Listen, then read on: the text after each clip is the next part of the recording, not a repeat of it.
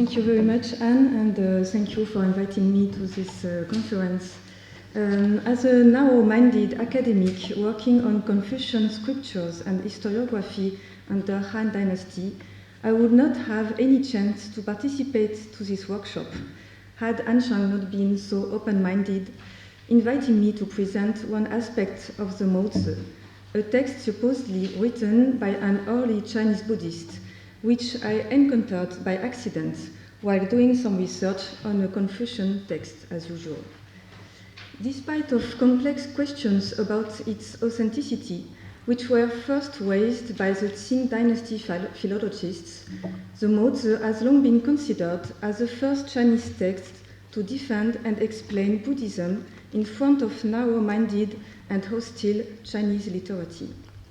Mozi is the name of a mysterious master whose life is partly recounted in an introduction preceding a debate in 37 arguments.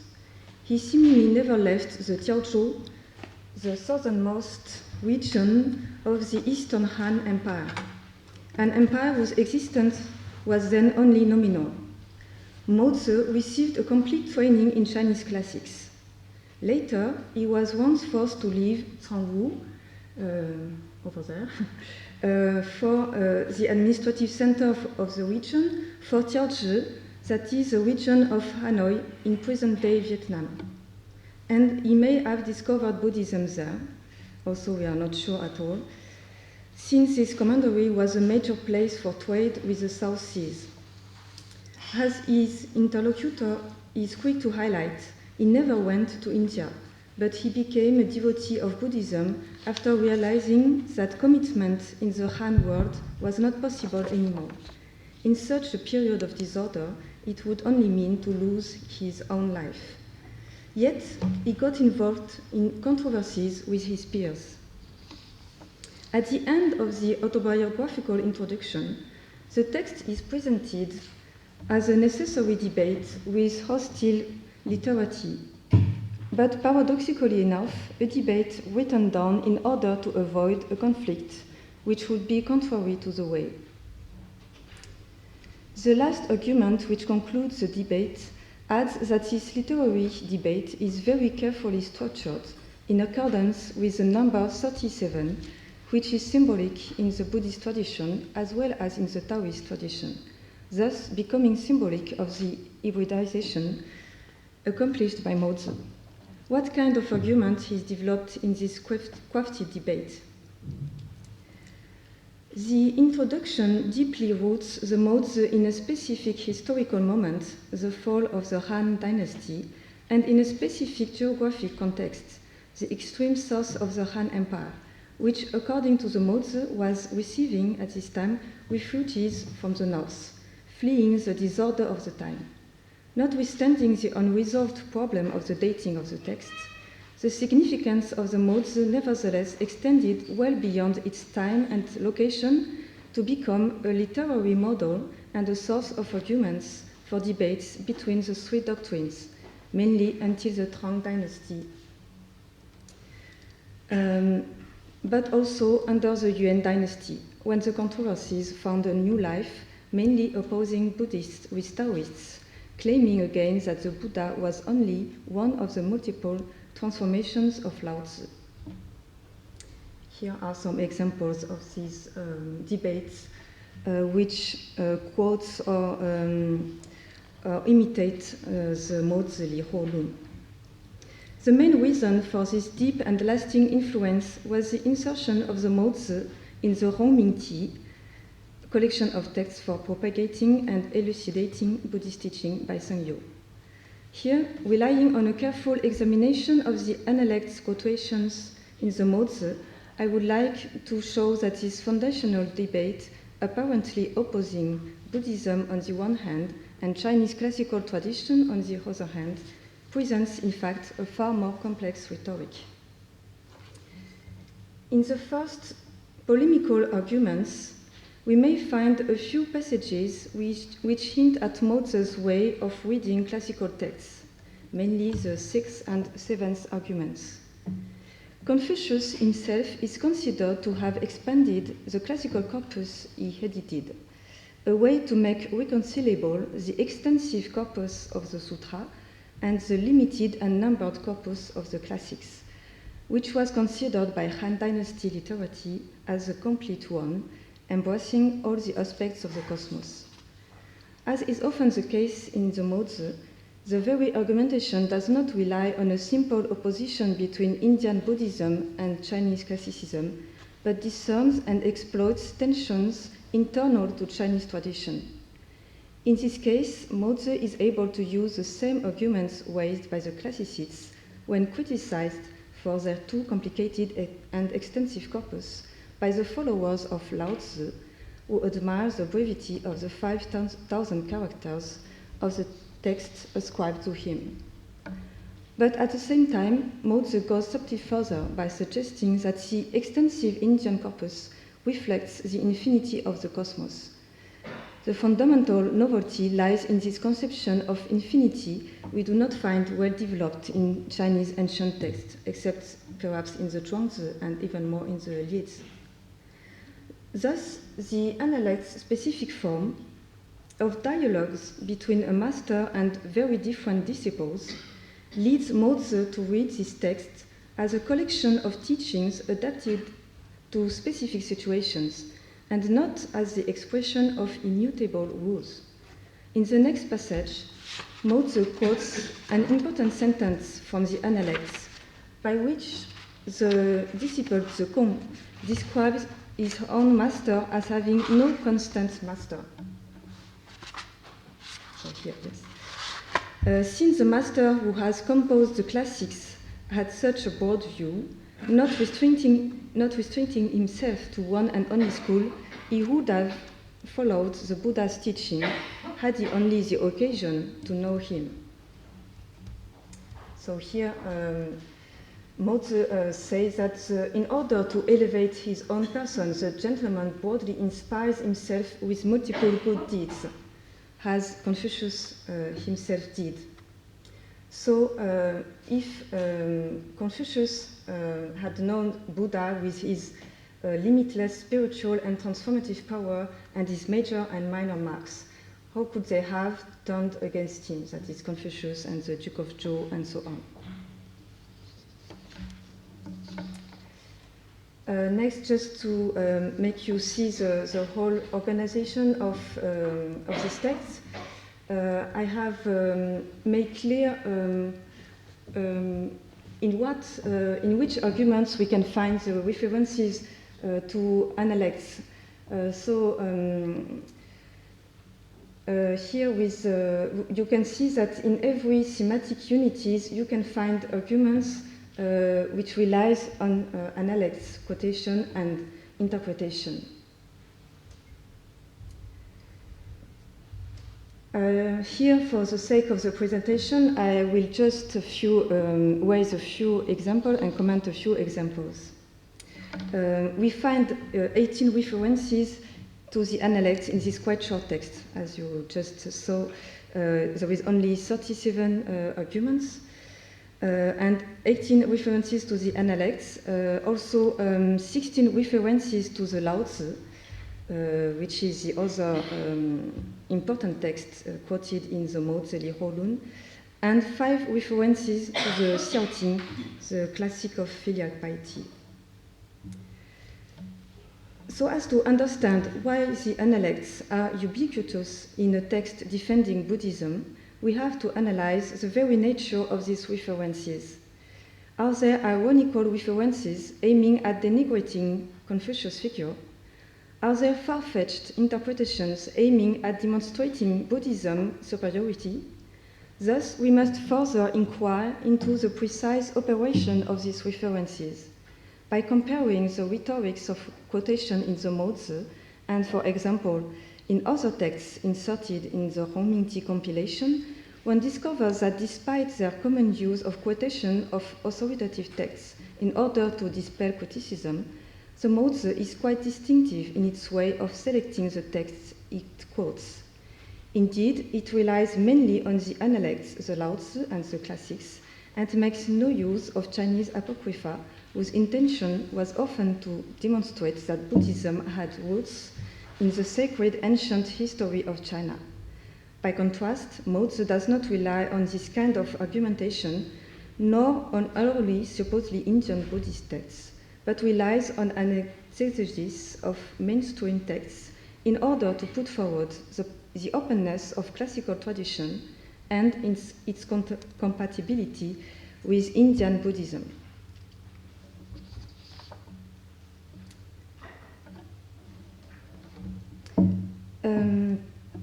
For example, we can see the 14th argument, which is also quoted in a recent study by Thomas Hughes. First of all, perhaps I could quote Thomas Hughes, who discusses the main debates between Han and Trang like this. He says, because Confucius plays this crucial role among the Confucian sages, by depreciating Confucius, Buddhist apologists could depreciate Confucianism itself. In order to accomplish this depreciation, they attacked Confucius for his failure to convince the dukes of the warring states to employ more human policies. So this well-known story of Confucius unable to convince the warring states to employ human policies is here used by Buddhist apologists to criticize him. But according to Hughes, the Mozi is a simple precursor of this technique to demonstrate Confucius' inferiority. He continues, already in Mozi Rolun, chapter 14, this passage, we read Confucius was not employed in Lu or Wei, and Mencius was not utilized in Qi or Liang. Not being used even in China, how then could they have gained official employment among the barbarians? In the context of the Buddhist worldview, this passage rests on the understanding that the so-called barbarians are in fact superior to the Chinese civilization, so that Confucius and Mencius, if they did not even succeed in China, would have had even less success where the Buddha comes from. Here, Hughes precisely missed the Analects quotation to which the question, how then could they have gained official employment among the barbarians, refers. In this rhetorical disposition, the idea in the Mozi is not to demonstrate the superiority of non-Chinese civilization. It would be the case if Mozi had the same literal way of reading the Analects as his interlocutor. Mozi's aim is neither to suggest that Confucius was so much an incompetent person that even the non-Chinese countries would not employ him. By quoting this very passage of the Analects, he demonstrates that Confucius' words must be understood in their very specific and pragmatic context, because it would have been impossible to him to be employed in foreign countries. So his words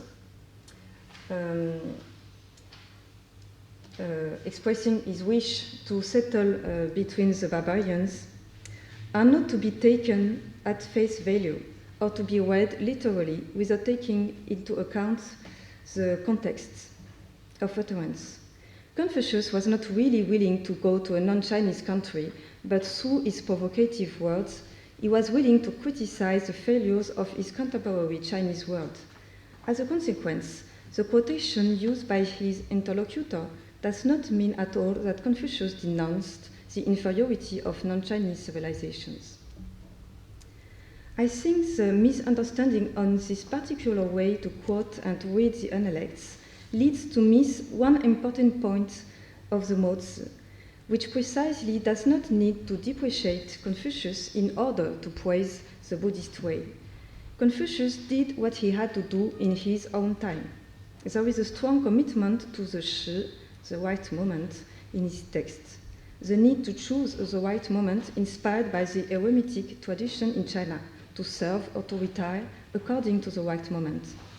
This commitment to the right moment, which was practiced by Confucius, or also practiced by Mozi, as he underscores as he underscores the need to choose the right moment in order to explain why he continues to refer to the classics and does not present and explain the sutra. In Mozi's own words, the right moment to explain the sutra has not come yet. Another example of this Analects exegesis, taking into account the specific context of utterance, may be found in the 17th argument. Here, Mozi does not use a defensive quotation from Analects contra Analects, but rather proposes a distinction between two kinds of extravagance, and thinks that in Confucius' time, what Confucius attacked was this kind of extravagance devoid of any ritual spirit. So display of wealth for one's sake and not for the sake of others. So the critic utilizing Confucius' quotation to criticize Buddhist monks' extravagance is not relevant to Mozi because it takes these words in a literal way and not in relationship with the context. This is the first way to prepare a space for Indian Buddhism into the Analects. There is a second way to prepare this space. That is a reference to Confucius as a connoisseur of men. In the ninth argument, which illustrates the playful use of quotation in our text, the interlocutor intertwines quotations from the classic of filial piety with the Analects in order to assert the ultimate value of non-harming the body given by our parents. So here it's a very offensive way of quote. First of all, the classic of filial piety here in the first line, and then illustrating this quotation by another quotation of the Analects, a quotation of Zhangzi, a disciple very well known for his attention for filial piety.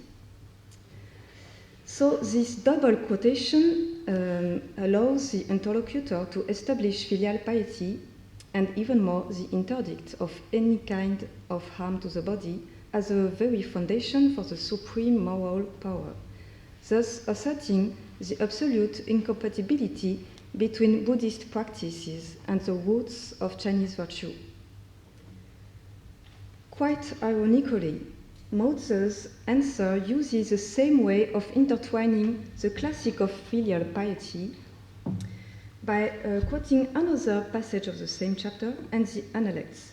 So first we have to take a look at the passage in the first chapter of the classic of filial piety.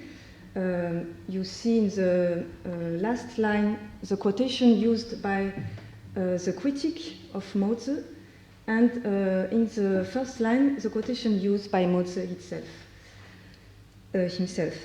He used another quotation which is the ancient kings had a supreme moral power.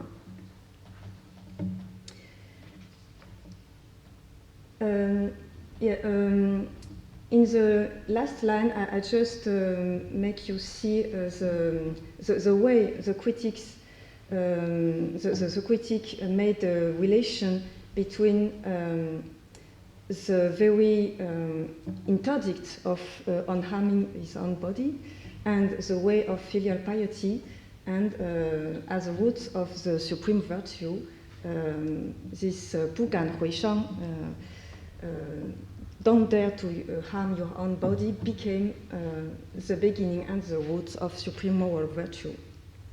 But Mozi uses an entirely different structuration of quotation. He makes a link between the quotation of the Xiaoting, the classic of filial piety, and this quotation of Analects. So not Zhangzi, but the master himself, who said of Traipo, one may truly say that his moral power was supreme. So it's the very same expression as this, the expression is a classic of filial piety.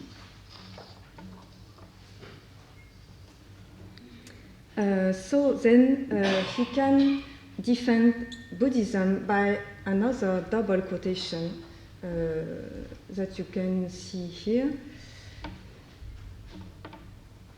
Here, Taipo is well known for having turned over the royal power he should have in the Chinese dynasty of Zhou, and for having left Chinese soil to become a king in the so-called barbarian land of Wu, with loose hair and tattoos on his skin. Here, the recognition by Confucius himself of Wu Taipo's specific deeds allows Mozi to reject his interlocutor contention that there is one and only way to illustrate filial piety. Indeed, Confucius, as a connoisseur of men, appears many times in Mozi's argumentation, but we do not have enough time here to discuss all these kind of reference. To conclude, also the Chinese classics were often weighed by Han literati as a reservoir of immutable values and as an exhaustive source of knowledge. The disposition of Mozi's text allows him to assert a place for universality, Po, inside the Chinese classics. To this end, he interprets Confucius' words in the Analects not as one-size-fits-all prescriptions, but as performative expressions of a connoisseur aware of the singularities of the situations and men. But also, the Analects may give a flavor of universality. What gives a real flesh to universality remains Buddhism. In the 25th argument, the interlocutor, perhaps beginning to be quite persuaded by Mozi, asks, what is your method for reaching such a breadth of perspective? Tianpo. And Mozi answers, by going through Buddha's sutra. The sutra he cannot explain in the frame of the Mozi lihuo, which is mainly a defense of Buddhism, relying on Chinese classic, on interpretation of Chinese classics. The 5 classics are the 5 flavors, and the Buddha way is the 5 grains. Later, Cheng, the author of the compilation of texts defending Buddhism, could go so far as asserting that the Chinese literati, opposing and denigrating Buddhism, were in fact opposing the very spirit of their own classics. He says in his conclusion, or postface to the Hongming-Ti compilation, the proponents of the vulgar doctrine are blocked and create boundaries for their own spirits by clinging to one and only country. Their spirits being limited to only one country, they mistrust anything they did not hear or see before. The vulgar literati cling to the ritual rules and thus turn away from the 5 classics. Here we have a very good illustration of what the interlocutor did by clinging to the ritual rules. You must not harm your own body and so on. And according to Mozi, and as well according to the Hongming-Ti compilator Cheng, it's a way to turning away from the 5 classics. They not only denigrate the Buddha, but also betray the sage. So I will leave the last word to this beautiful conclusion. Thank you for your attention.